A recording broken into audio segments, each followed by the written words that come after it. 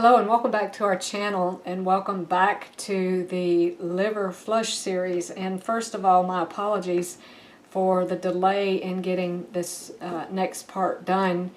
I'm not sure if this is going to be the final part or if there will be one more part where I talk about actual detoxification of the liver. I may not do that one because I've covered that in some other videos, but I do need to cover this part. This is actually how you do the liver flush, and so I want to just move right ahead into this, and I have some slides here that you can follow along with. And this is actually, I'm going to show you a demonstration of how I actually set up, how I mix the actual things that we use and how we actually do that. And so without further delay here, I just want to point out one thing in this first picture about preparation. If you'll please note how you can see that it's pointed out here what the gallbladder is in this little graphic. And note how the gallbladder hangs down. We'll come back to that in just a minute. Before we come back to that, though, I want to point out our disclaimer. And I have a similar disclaimer on our other videos. You need to do your own research on this topic. I'm just going to read this disclaimer here.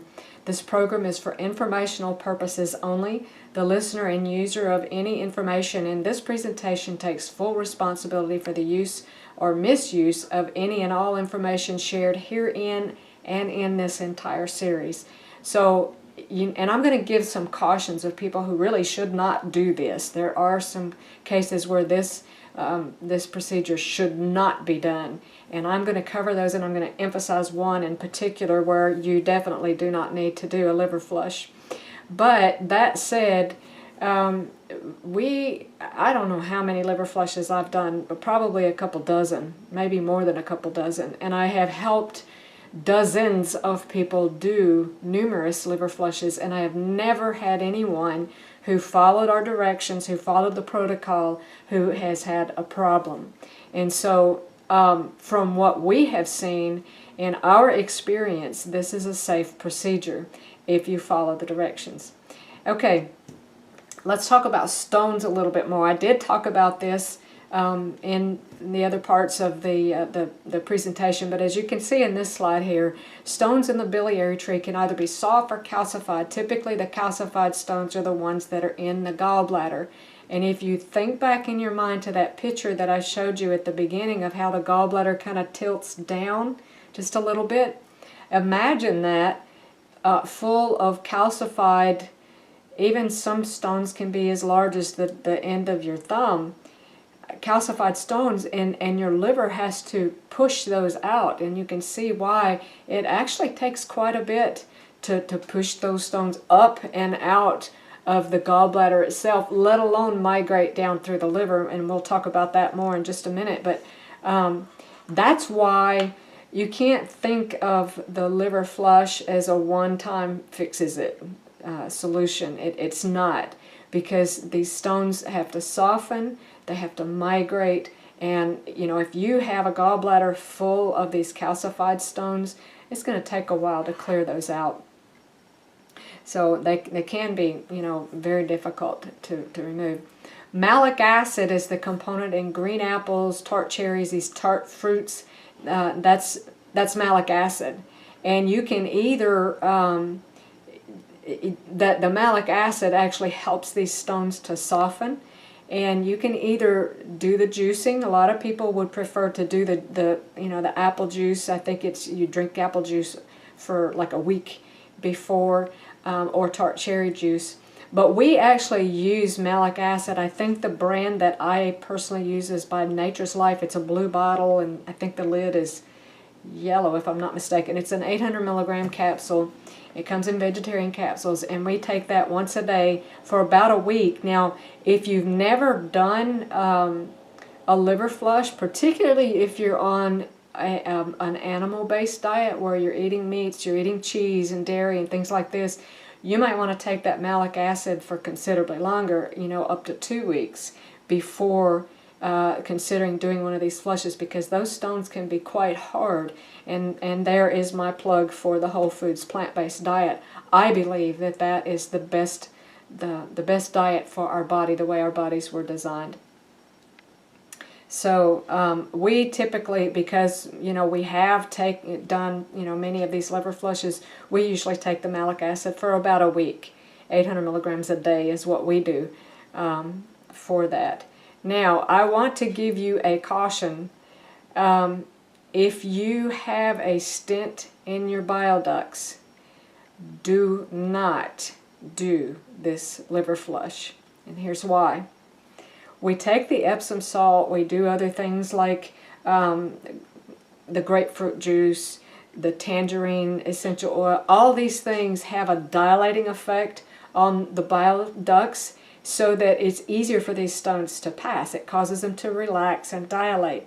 If you have a stent, just think about it. It's like having a hard fixed tube inside another tube, and if you're trying to pass a stone through that solid hard tube, and the stone is bigger than the diameter of that that tube, it's not going to work. And so if you have these stents in your bile ducts, do not even think about doing this liver flush, because you're not going to be able to pass those stones through. But again, we have done, as you can see in this slide, we've done many stones. We've never had anybody, we've never ourselves experienced biliary colic, which is when you get one of these stones stuck. That's what happens. We have not had anyone to get a stone lodged. There's a first time for everything, but we believe that if you follow carefully and you use the precautions that we point out, that should not be an issue. But again, we can't be responsible because we don't know everything that you're dealing with. Now, I can tell you personally for myself, when I do a liver flush, I'm dealing with some health issues. I was diagnosed with Rocky Mountain spotted fever back in 2018, and I've had some other stuff happen too, some weird stuff. If you haven't seen some of our other videos and seen that, I've had mold toxicity. And the Rocky Mountain spotted fever, we recently learned, has been active in my body for 3 years now, and it triggered an autoimmune disease. So I definitely am dealing with some chronic health issues that are not related to my lifestyle choices, because I'm pretty careful with my diet and my lifestyle. But when I do these liver flushes with everything that my body is dealing with, I really feel better. And so I try to do them fairly regularly. I'd say at least every 3 weeks to a month, I do one of these liver flushes, because when your body is dealing with, for instance, the Rocky Mountain spotted fever, well, that's a lot of toxins that the body is dealing with. These bacteria produce a lot of toxins, and all that, your liver has to deal with that. And so it's easy for the liver, sometimes I struggle with nausea because of that. When I do one of these liver flushes, it really relieves a lot of that. So I definitely feel better and have more energy. And other people have also reported the same after they do these liver flushes.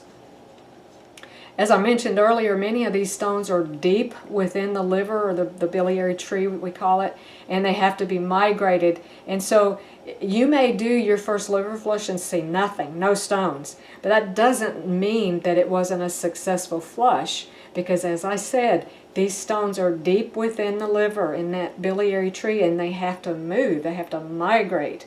And every time you do one of these flushes, it can push these stones a little bit closer to being eliminated from the biliary tree. Okay, I mentioned here we have safely I've done flushes every 2 to 3 weeks for a couple of months consecutive, and to really ascertain whether or not you're where you need to be as far as eliminating these stones, you want to do these flushes, and then whenever you stop eliminating the stones, if you do 2 or 3 more flushes and you see nothing, you can fairly well rest assured that you may have cleared what you needed to clear from your biliary tree. Now, I think it was in the first part, it may have been the second part of this series, I showed some actual pictures of stones that I took from Andreas Maritz's book, and his book, and I'll mention his book in just a little bit, so I won't go there now. But at any rate, one thing that I have noticed, and I've had a lot of people that I've worked with this flush, is that when you get deeper into these flushes and you start really getting things out from deep in the liver, I have had myself, and I've had other people that I've worked with, had not large stones, but like what looks like sand. And they float on the top of the toilet. It just looks like sand on the top of the toilet. And I believe that these are fully calcified, tiny little stones that have probably been in there for many years. And, you know, I know it's not unique to me because I've had many clients send me pictures and, you know, tell me what they've seen. And even my husband has experienced this as well. Okay, let's talk about the actual flush itself. On the day of the flush, there's some dietary changes that we need to make. On that day, if you need to eat, just eat a very light breakfast, no fats, very little proteins. It's best to just maybe a light salad, a fruit salad, something like that.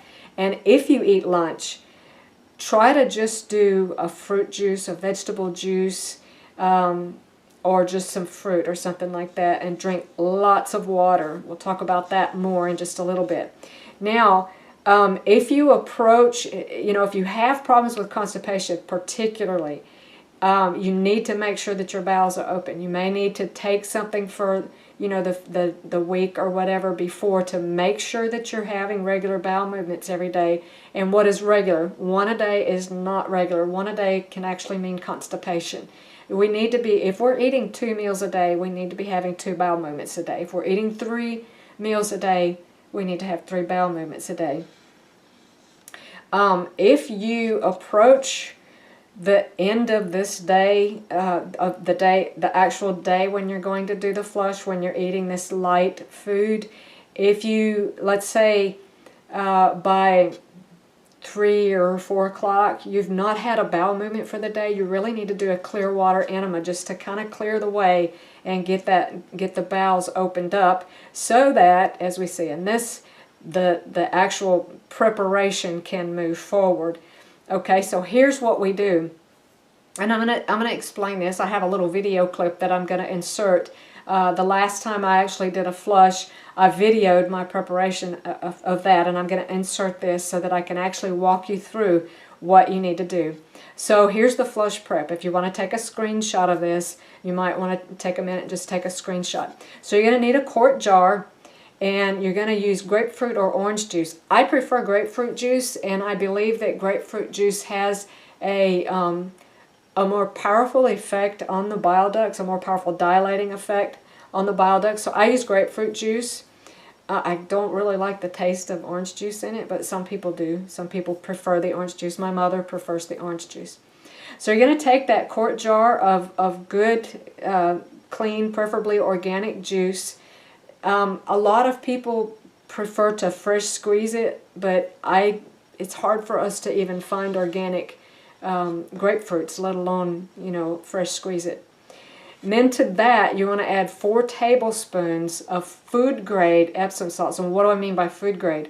Well, even Walmart carries food-grade Epsom salts. What you want to do is make sure that it doesn't have like lavender scent or some exotic scent. Just plain old magnesium sulfate Epsom salt. No additives. Okay, that's what you need.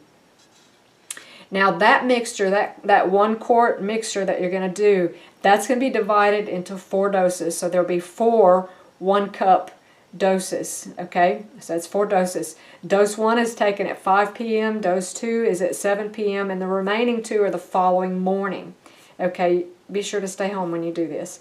Now, each time that you take this 1 cup of Epsom and juice mixture, it's best if you take that and drink at least as much water as you did the juice mixture. So at least the 1 cup juice mixture and an additional cup of water, and I like to drink at least 12 to 16 ounces of water. So, you know, 1.5 to 2 cups for me. Now, why do I say that? The reason for that is often if we're a little bit dehydrated and if we're magnesium deficient, sometimes I take, let me just show you, I have it right here. I take this Remag on a daily basis. This is my magnesium supplement.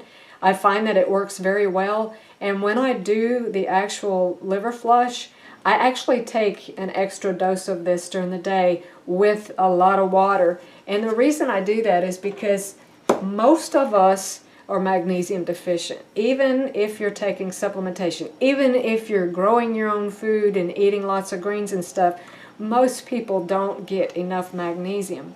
And so sometimes when you drink these doses of the juice and Epsom mixture, your body wants to hang on to that magnesium, some of it. And so if you take more water, because magnesium is a very water-hungry molecule, it helps it to be retained in the bowel instead of being absorbed in the body. And what I have found is that for me personally, if I don't drink extra water when I'm doing this, then I end up the next day I'll just my bowels won't even start. I've always had trouble with my bowels moving on a regular basis. I have to be very careful with that. And so I tend to want to just blow it up, and then nothing happens until I drink a whole lot of water. So I've just started drinking extra water when I do it, and it has made it so much easier. And so I just encourage you, when you do this, to drink more water than you typically do. And so I'll emphasize that throughout the talk. Now, why do we use the Epsom salt? That's, you know, I just put this slide in here because I was thinking about it, and I thought, I don't think I really have explained clearly why we use the Epsom salt. Well, it's not just to increase bowel movements and flush out, you know, the stones that are flushed from the liver, but it's because the Epsom salt actually has a relaxing, dilating effect on these bile ducts, so that when you drink the oil mixture, and that causes the liver to produce all this bile, and it causes the gallbladder, and I am going to address if you don't have a gallbladder, so stay with me. But when you drink the oil and all, you know, this bile is pushing, trying to get the bile out and emulsify all that oil and stuff. When that's going to move stones, that action. And then if you've taken the Epsom salts, the grapefruit juice, the tangerine essential oil and all that to dilate and relax those ducts, then as the liver flushes with that bile and pushes that bile out, we make about a quart of bile a day, and this increases that bile production. Then it pushes those stones along more readily when those bile ducts are dilated like that. So that's why we take the Epsom salt. Now here is, in this slide, you can see the oil juice mixture. Now I'm kind of a small, I didn't realize how little I was until I watched myself standing next to a friend of ours on a video recently, and he's actually a little shorter than my husband, and I thought, I'm kind of little. And so I don't think little, I think big, so I don't think about that. But I weigh a little less than 100 pounds, and so what I do, as you can see here in this slide, I personally use between 1/4 and 1/3 cup of olive oil. And that seems to kind of be my sweet spot. I put maybe 1/4 cup plus maybe a tablespoon, maybe a shy tablespoon of oil, and that works very well for me. And then I put an equal amount of juice in that, sometimes a little bit more juice, because it's a little rough drinking the olive oil. I mean, you can do it, it's not that bad. Now my husband, he's almost twice my size. He weighs around 170, so he gets between 1/3 and 1/2 cup. Kind of the same thing, a shy 1/2 cup, maybe 1/3 cup plus a tablespoon-ish. So it's not rocket science. But this is just going to give you a good idea of how much to use. And again, at least as much juice as you have for the oil. Again, putting that juice in with that oil, you're dilating those bile ducts, and it makes it more palatable. Nobody wants to just drink oil. Okay, here's some helpful hints. Be sure you stay home. Okay, If you have not had, and I'm going to reemphasize this, if you've not had a bowel movement by the time it's time to drink that oil, or even really even the first dose of Epsom salt, you really need to do a clear water enema to get that stool out and make sure that the colon is clean and prepared for this flush. I mean, think about the funnel. You know, a funnel down here in the bottom, if that gets plugged up and you're trying to push more stuff in, it's just going to overflow. And so if your colon is plugged up and you're trying to flush stones out, ain't going to work. So you need to make sure that the colon is cleaned out. Okay, after you have drunk the oil and juice mixture, you really need to go to bed, lie on your right side, and if you can, slightly elevate your shoulders, even up on a pillow should be sufficient. And that helps that oil to empty, you know, a lot faster from your stomach. What I like to do is I get my oil and juice mixture ready, and then I take it to the bathroom and I fix my toothbrush. I shake that up, take a deep breath, I drink it down fast, and then I immediately brush my teeth.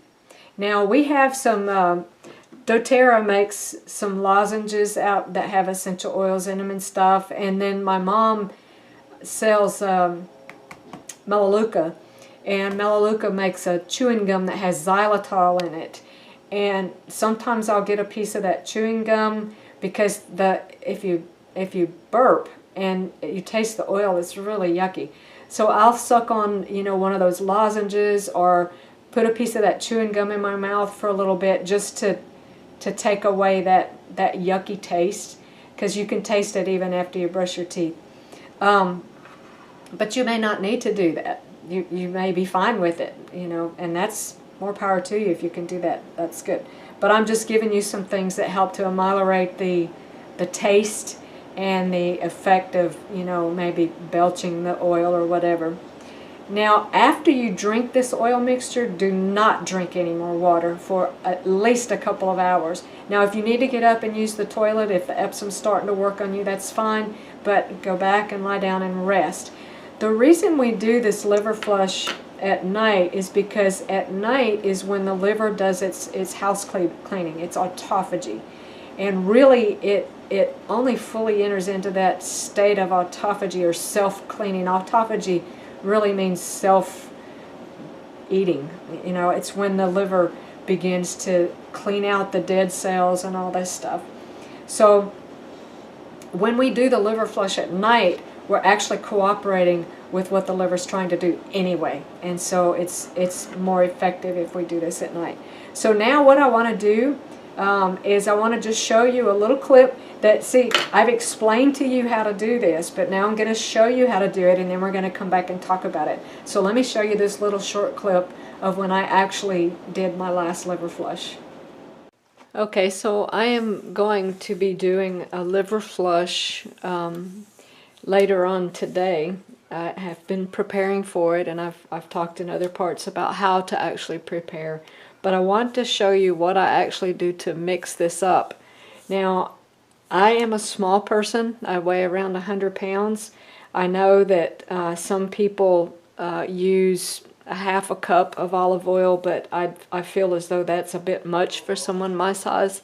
So I tend to lean more towards somewhere between a quarter and a third of a cup of oil. So what I'm going to do is I'm going to mix my oil mixture in the small jar and my Epsom salt mixture in the quart jar, because I'm going to need almost a quart of the Epsom salt and juice mixture. So I just use an Epsom salt that I found at Walmart. The Equate brand works fine. Just make sure it doesn't have you know, additives in it like lavender or something like that. Just make sure it's just pure food grade magnesium sulfate Epsom salt. I also add a couple of drops of tangerine oil to my Epsom salt mixture, and you can put a drop in the oil mixture as well. You can also put a little bit of tincture of wormwood, black walnut hull, and clove in your oil mixture and take that at the same time. And I may do that. I haven't decided yet if I'm going to do that, but what I would do is just put a half a dropper full of that tincture in the oil mixture, and that will help, for instance, if there's any kind of parasites blocking the bile ducts or anything. Now, the purpose of the Epsom salt is it helps to open up those bile ducts, and it also increases gastric motility, so it helps to clear out any stones.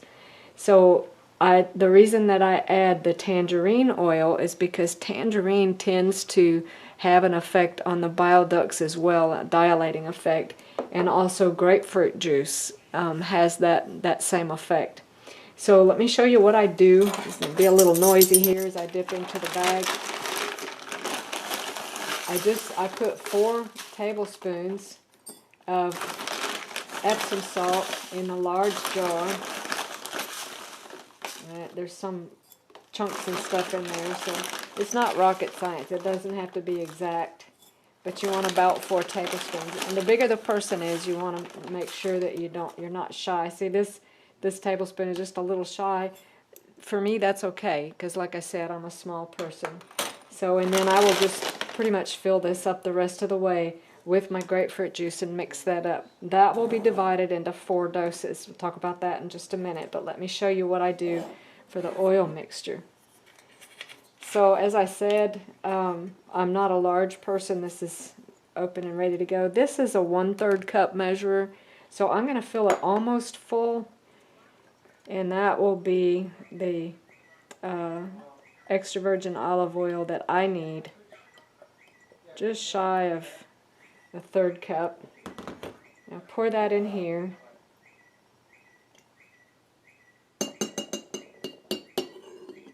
Okay, and then I'm going to add an equal amount of the grapefruit juice to here. Pretty much equal amount.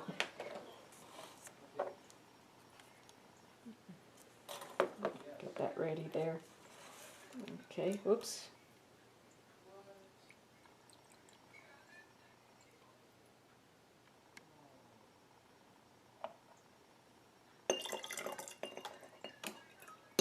Okay, so that's pretty much all you need for the oil and juice mixture. You know, you can see the oil and the juice separating. So I'll just cap that and set it aside. Now, right now it's almost 11 o'clock in the morning, and I'm going to drink the first dose of my Epsom mixture around 5 p.m., 5 to 6 p.m., somewhere in there.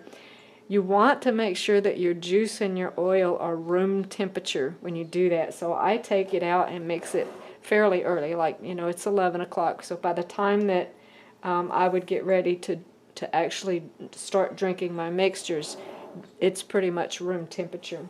So I'll go ahead, I'm going to put maybe a couple of drops of the tangerine essential oil in there. I think 3 drops came out, and that's okay. And then I will fill this the rest of the way pretty much full with the grapefruit juice. And then we'll shake that up well. You just need to make sure that you have 4 cups of that. And then again, you're going to divide that into 4 equal doses. And you're going to drink 2 of the doses. Like this evening, I'll drink a cup of this at 5, and then I'll drink a cup of this again around 7 or a little after. And then at bedtime, I'll shake this oil mixture up and drink it. And then I want to lie down on my right side with my shoulders slightly elevated. Up on your pillow is pretty much enough. Now, is it tough to drink the oil? Yeah, it kind of is. It's nasty. But I have these natural lozenges. You can use like a Fisherman's Friend. doTERRA makes a nice lozenge. If you have some natural chewing gum or something that you could put in your mouth to help take away that oil flavor. And then you just want to rest. Don't drink any water after you've drinking the oil mixture for at least an hour, and just lie quietly there on your right side. Now, if you need to go to the bathroom, because this may actually start working on you in the evening. So if you need to get up and go to the bathroom, go to the bathroom. If you need to brush your teeth after you drink this, if that helps you, then that's fine too. but don't drink any water after this. You want that oil. What the oil is, and I'm sure that I've explained it in other areas in the talk, the oil causes the liver, the gallbladder, the bile ducts, all those things to really go into overdrive, and it just flushes and pushes any stones. It kind of helps to move them along. And again, you may do your first liver flush and see no stones and just nothing in your stool. But that doesn't mean they're not there. They have to migrate down through the bile ducts, out of deep in the liver. Sometimes those things can be.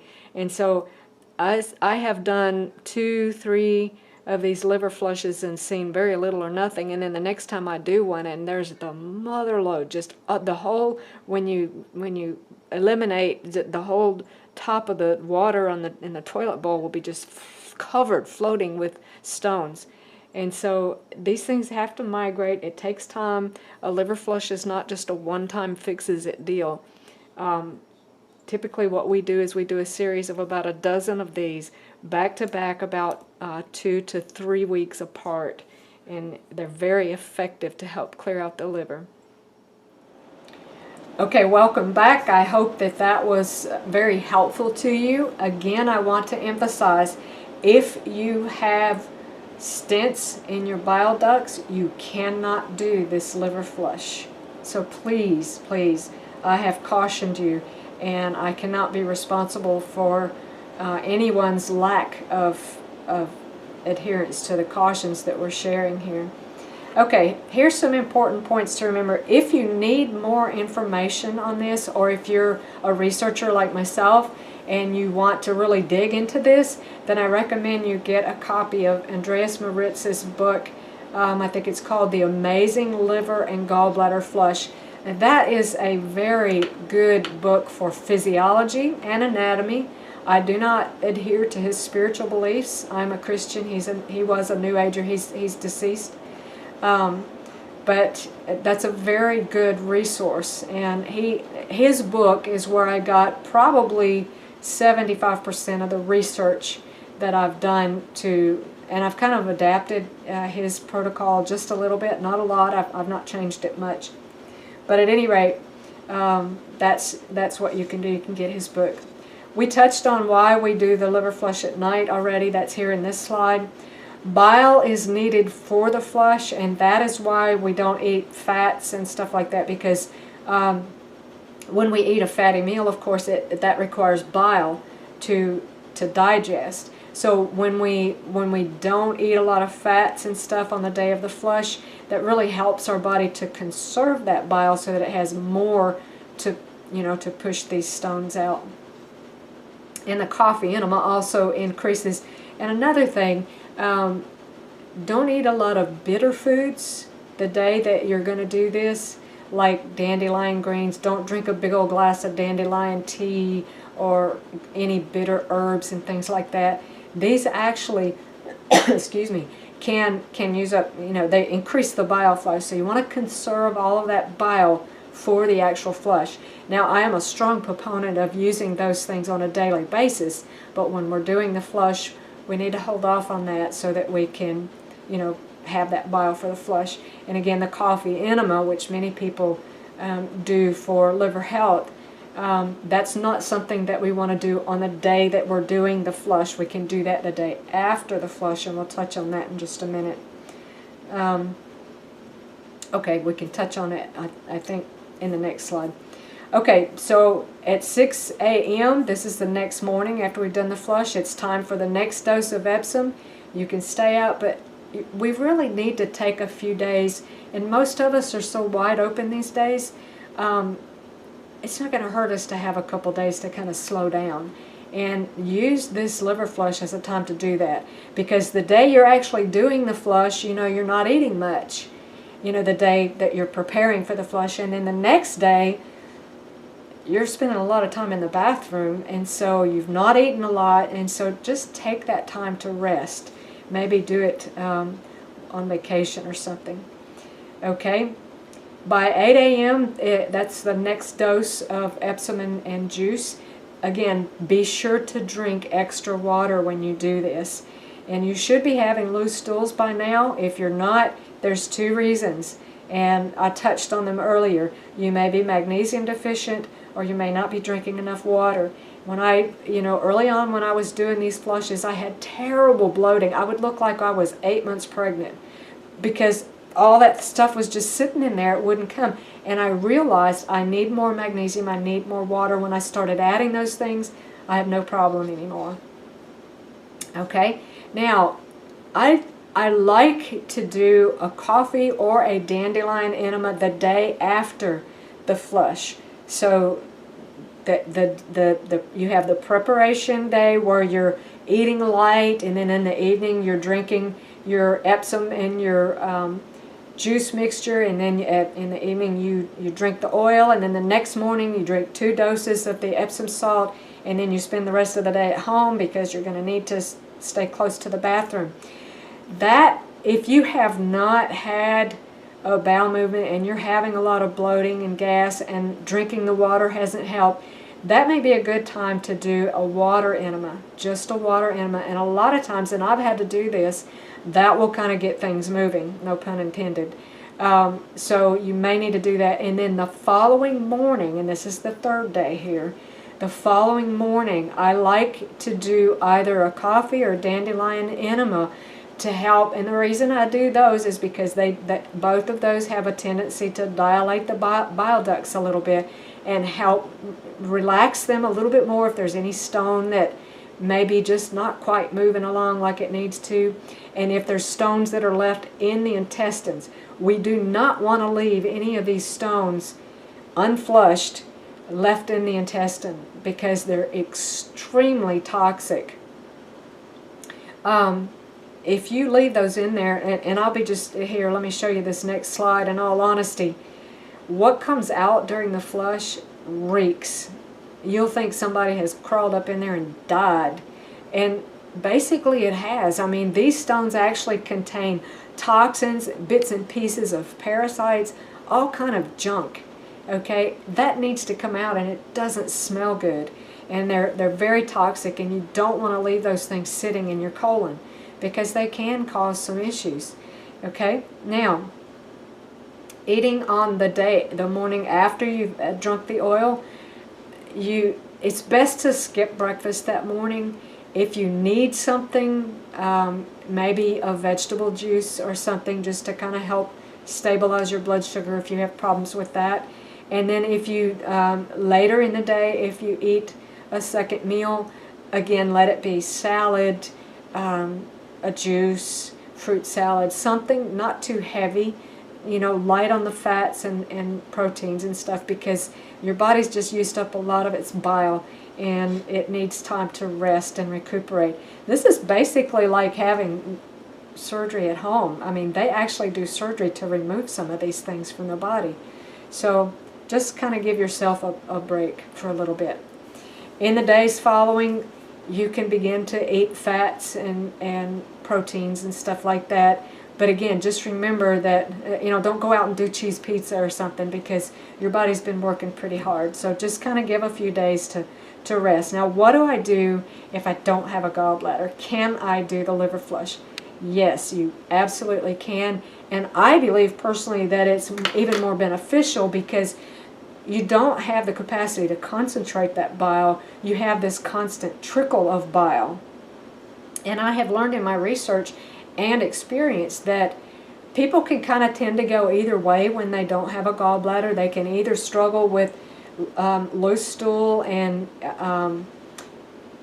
maybe even a little bit of incontinence or constipation. And that just depends on how much bile is actually flowing.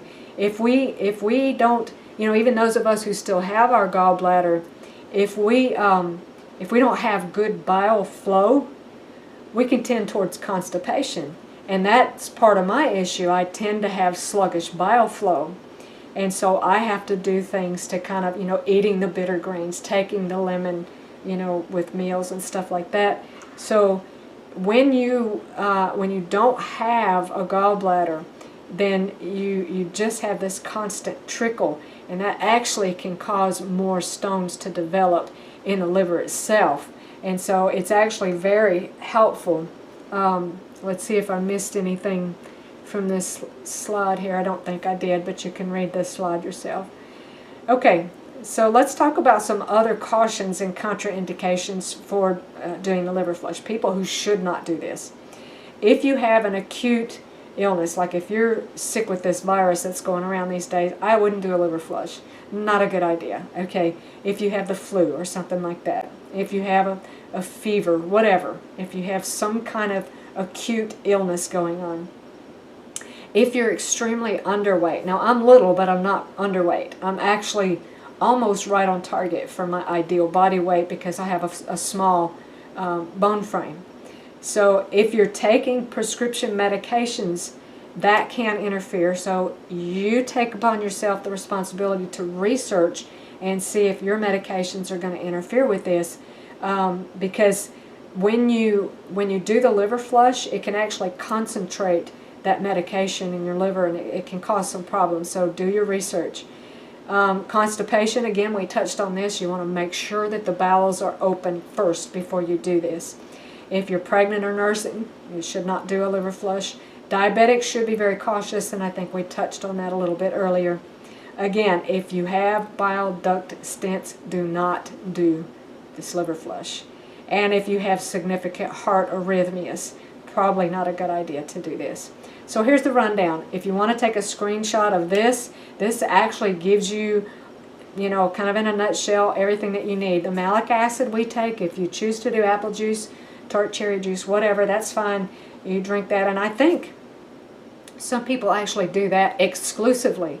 They just do a week-long juice fast of just these juices. But we like to do the malic acid. We find that it's extremely effective. And then you'll need the food-grade Epsom, the grapefruit juice. That's going to be divided into 4 doses. You need 1/4 to 1/2 cup of good quality extra virgin olive oil. Now, if you can't use extra virgin olive oil, you can use a seed oil or an almond oil or something like that. But extra virgin olive oil is what I prefer, and I seem to do well with that. And then, of course, the grapefruit juice. You can add a drop of tangerine essential oil, as I showed in the little video clip. That actually helps the bile ducts to open even better. And you can also add to the oil mixture a 1/2 dropper of some kind of parasite thing. This black walnut and wormwood. You could add a 1/2 dropper of something like that. And that puts the whammy on the parasites because it gets it right where they're at when the ducts are dilated. Okay, I like to do the parasite detox before I do this, and I talk about that in other videos, and I think I talked about it in the video previous to this. That's because of my personal experience. You can go watch that video and I explain why. Okay, again, here's the schedule. 5 p.m. Epsom and salt mixture, 7 p.m. repeat that, 9 p.m. the oil and juice mixture. The next morning at 6 a.m. the Epsom and juice, 8 a.m. Epsom and juice, and then if you're not eliminating by early afternoon or evening, do a warm water enema and get those stones moving. And then the following day, I definitely like to do dandelion coffee or even just a water enema to help get those stones out, because a lot of times on that 3rd day of the flush, or the day after you've actually been eliminating the stones, it's often difficult to get your bowels to move for a day or so because nothing in there. So if you will do that enema, it helps to flush out any residual stones that are in there. Okay, just by way of reminder, stay home when you do this. We'll see you on the next video.